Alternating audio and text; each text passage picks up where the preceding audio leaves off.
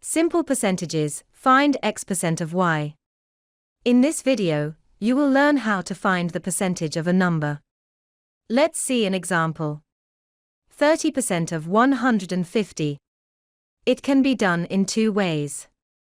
Convert the percentage into a decimal and then multiply, or convert the percentage into a fraction and then multiply.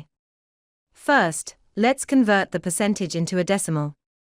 For that, you just need to divide the number by 100. 30 divided by 100 equals 0.3. To find 30% of 150, multiply 0.3 by 150, which equals 45. 30% of 150 equals 45. Let's see the alternate method of converting the percentage to a fraction. To do that, take the percentage and put it over 100 to make it a fraction. 30% equals 30 over 100.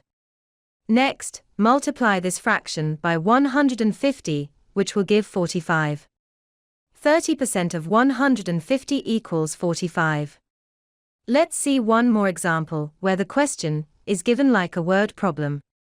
A shopkeeper had a box of 120 chocolate bars.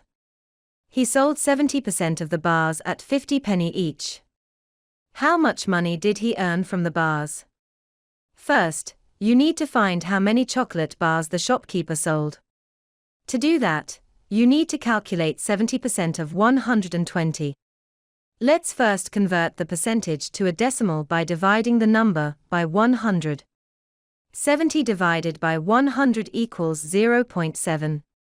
To find 70% of 120, multiply 0.7 by 120, which equals 84.